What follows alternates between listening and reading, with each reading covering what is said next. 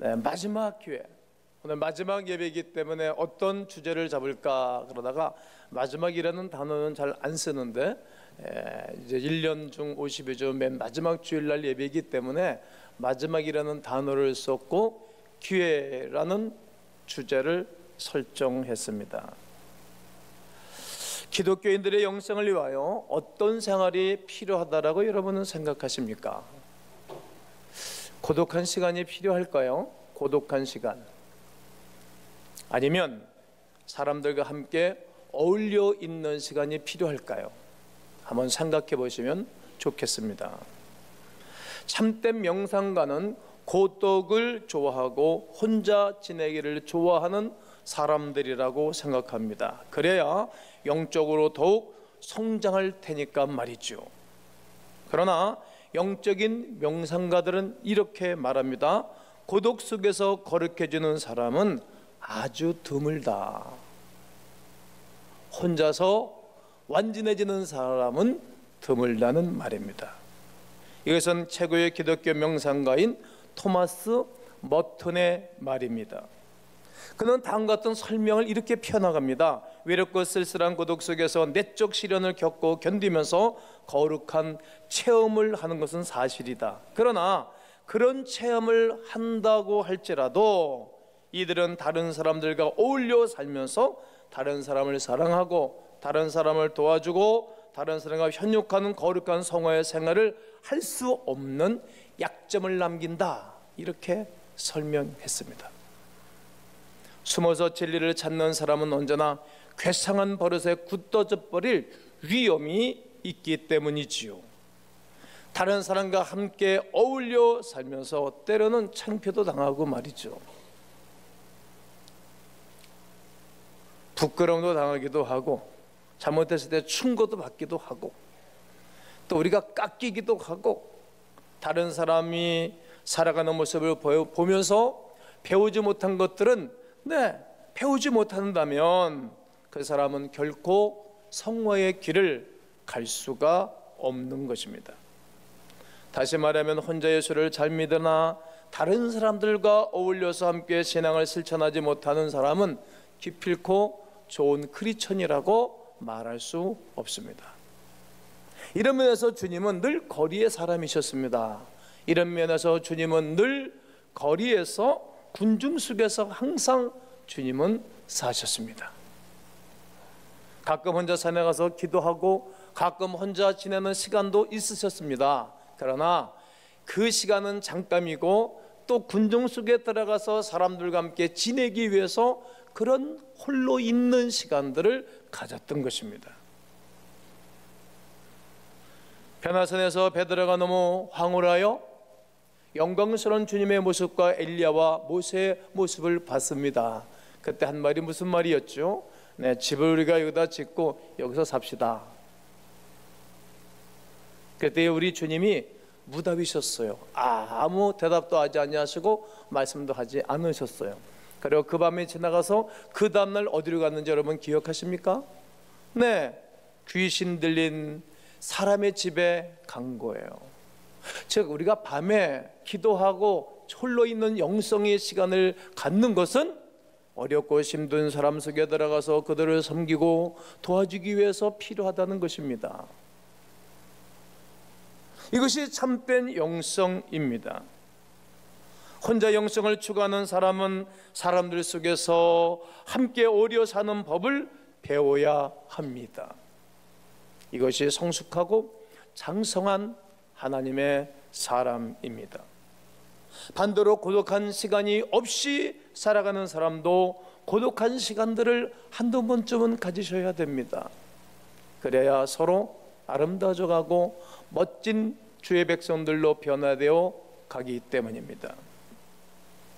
그리고 10명, 20명이 들어가서 그들이 기거할 수 있는 방들도 찾기가 쉽지가 않습니다.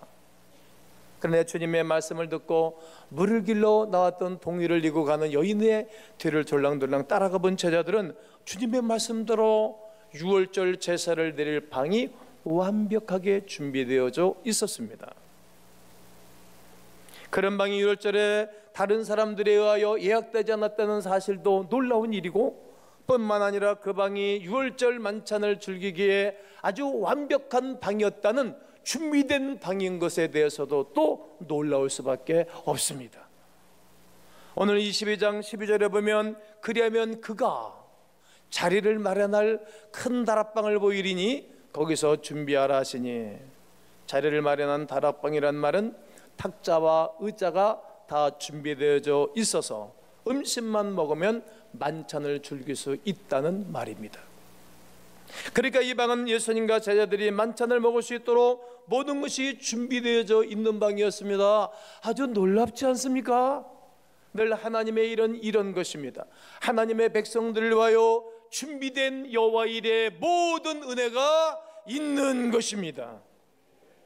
6월절 준비가 끝나고 자리를 정하고 앉았을 때 가룟 유다가 어디서 헐레벌떡 늦게 뛰어들어왔습니다. 가룟 유다는 어디 갔다 왔는지 늦게 오면서 예수님이 어디 계신지 부지런히 찾았겠지요. 정신없게 말이죠. 그런데 가룟 유다가 무엇을 알고 왔는지도 모르는 제자들은 누가 큰 자냐, 내가 더 큰 자야 하면서 자리 다툼을 벌이는 중에 있었습니다. 신경전이 벌어진 것입니다. 그러니까 만찬을 즐기기 위하여 앉은 자리를 정하면서 이렇게 논쟁이 벌어진 것입니다. 앉는 자리 신경 쓰지 않습니까? 본문을 이해할 때 그런 예가 또 나옵니다. 가룟 유다가 최후의 만찬에 참여하여 떡가잔을 받았는가, 그렇지 못하고 그 자리를 떠났는가, 이런 점입니다. 여러분들은 어떻게 생각하십니까? 다시 말하면 성만찬에 가룟 유다가 참여했는가 못 참여했는가, 이런 문제입니다. 어떻게 생각하십니까? 유다가 성만찬에 참여했다면 그는 천국에 갔을 것이고, 성만찬에 참여하지 아니었으면 그가 지옥에 떨어졌을 것입니다. 이 대답도 오늘 본문에 보면 예수님께서 만찬을 다 드신 이후 가룟 유다의 배반을 거론한 것으로 기록되어져 있습니다. 마태, 마가, 요한의 기록을 보면 예수님께서 성만찬을 제정하시기 전에 배반자를 폭로시키셨습니다. 가룟 유다는 그 자리를 뻥 박차고 그 자리를 떠났다라고 진술하고 있습니다. 그는 선택받은 자의 자리에서 제외되었다고 보면 될 것입니다. 그렇다면 또 다른 질문을 던질 수밖에 없습니다. 어떤 질문입니까? 가룟 유다가 예수를 팔았고, 그래서 주님은 십자가를 지셨으며 결국 우리 인류를 구원하였으니 유다야말로 인류 구원의 지대한 공헌자가 아니냐, 이렇게 보는 것입니다. 또 그렇게 설교하는 분들도 계십니다. 그러나 성경은 예수님은 가룟 유다의 희생자도 아니고 유다 때문에 십자가를 진 것도 아니라고 성경은 분명히 답을 줍니다. 누가복음 22장 22절에 인자는 이미 작정된 자로 가거니와, 인자가 누굽니까? 예수님이 하시는 말씀이니까 당신 자신입니다. 나 예수는 작정된 자로 간다. 즉 십자가를 지기 위하여 이 땅에 오셨고 못된 사람들의 죄 때문에 나는 죽으러 간다, 이 길로 간다는 거예요. 그러나 그를 파는 자, 인자 예수를 파는 그 사람에게는 화가 있을 것이라고 말씀하십니다. 사람이면서 하나님이신 예수님은 인자에 가는 길, 인류의 죄를 짊어지고 가셔야 할 길을 가신다는 것입니다. 그러므로 주님은 나는 스스로 내 목숨을 버리노라 말씀도 하셨습니다. 가룟 유다가 아니었다고 해도 예수님은 십자가를 지셨을 것입니다. 유다는 자기의 분노에 끌려 불행 속에 끼어든 것뿐 스스로 멸망을 자초한 것입니다. 다윗 시대에 아히도벨이라는 사람이 있지요. 이 아히도벨은 예수님의 다윗 왕의 아주 옆에 있는 훌륭한 도움이었습니다. 참모입니다. 한쪽 팔과 같은 사람입니다.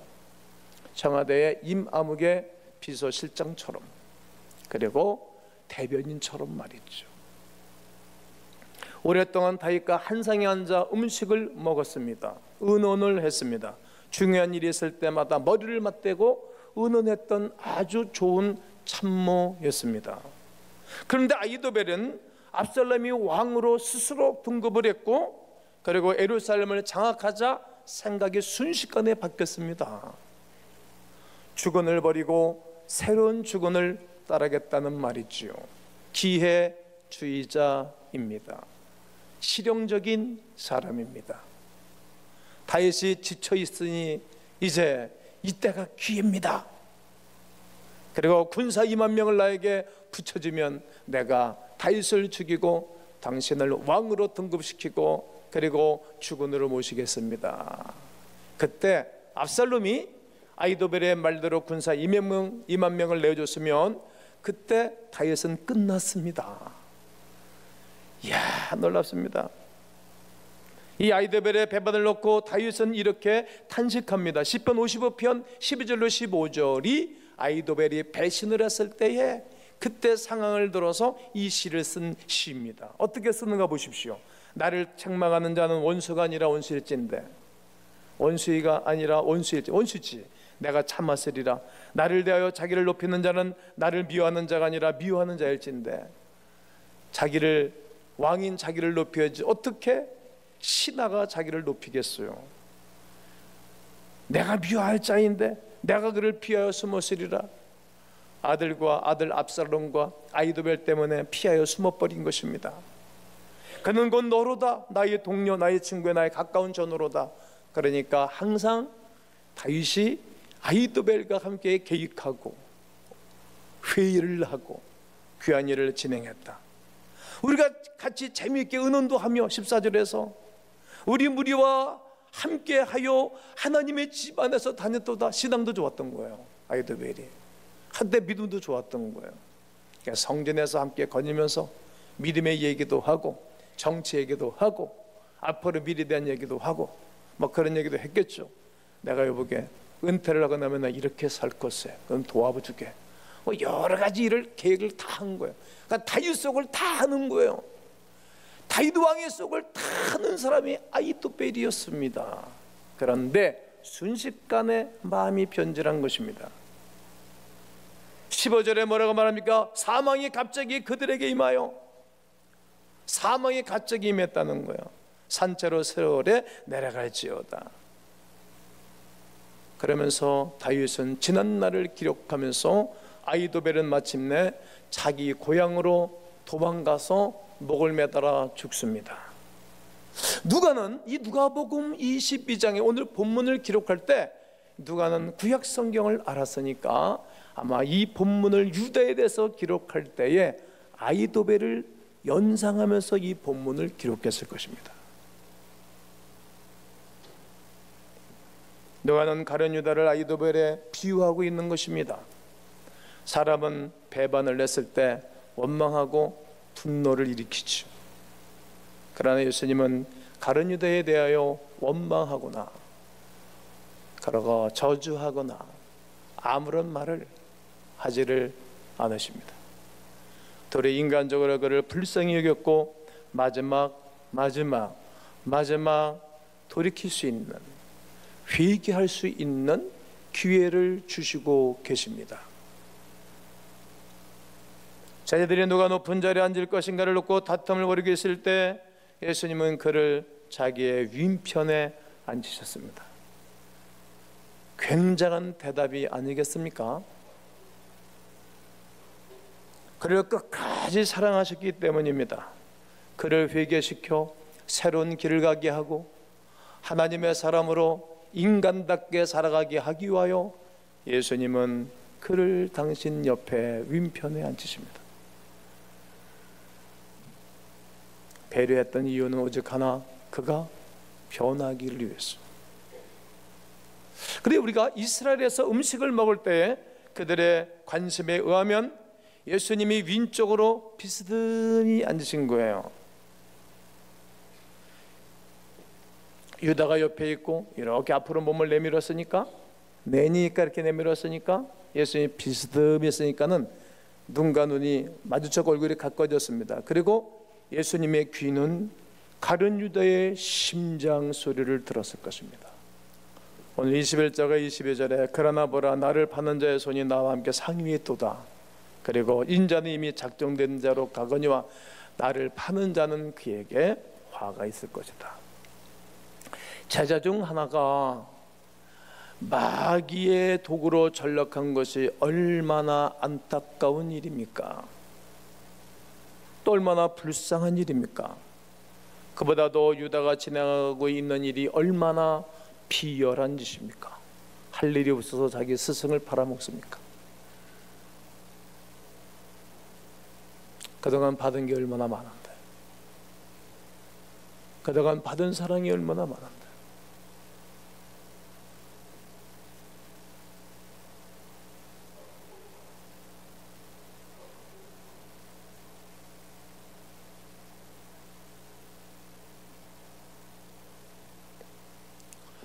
그래서 주님은 맨 마지막으로 그의 심장에 매질을 하고 있습니다. 하나님께로 돌아오도록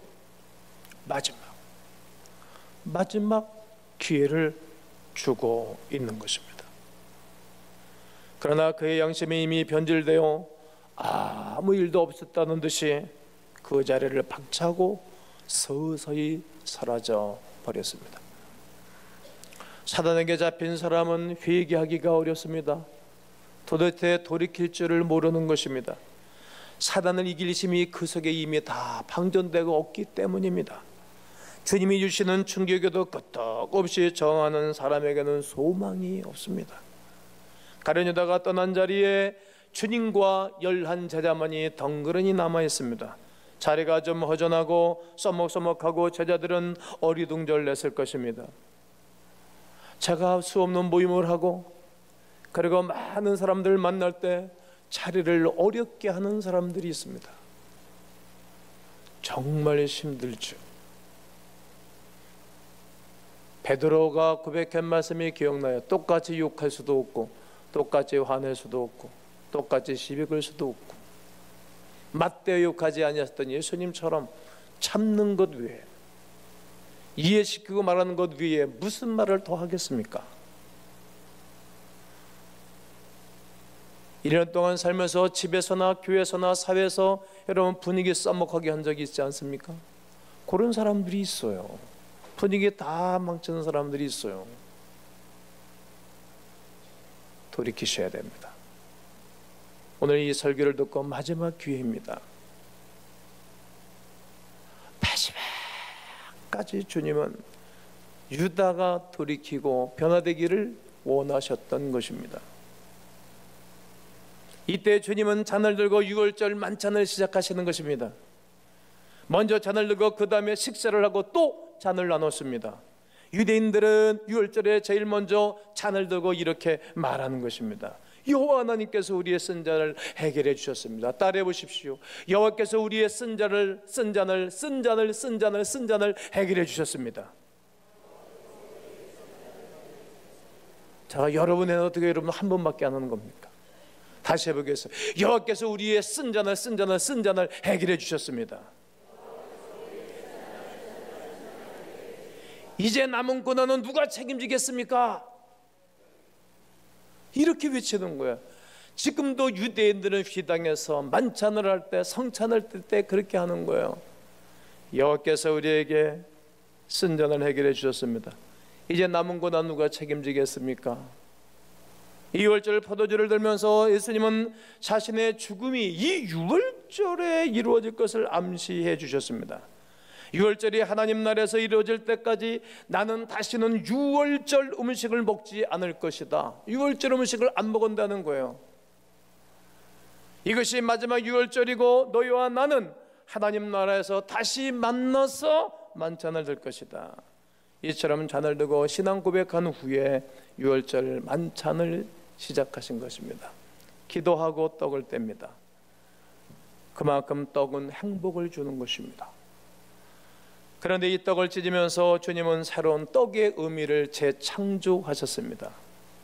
또 떡을 가져 감사기도 하시고 떡을 그들에게 주시며 이르시기를 너희를 위하여 주는 내 몸이다. 내 몸이다. 너희가 이것을 행하여 나를 기념하라 하시고 떡이 찢기듯이 주님의 몸이 찢긴다는 것입니다. 이스라엘의 떡은 대단합니다. 큰 떡입니다. 마치 우리가 피자를 쪽을 내서 먹는 것처럼 떡이 큰 것입니다. 여럿이 나누어 먹는 것입니다. 그리고 유월절 잔을 드는 것입니다. 우리가 하나님의 거룩한 백성들은 뭐 하는 것입니까? 떡을 떼는 것입니다. 여러 식구들을 먹이는 것입니다. 떡을 나눠 먹고 분위기가 아주 써먹고 분위기가 엉망이 되어지는 그곳에 떡을 먹이는 거야. 그리고 포도즙을 만드는 거야.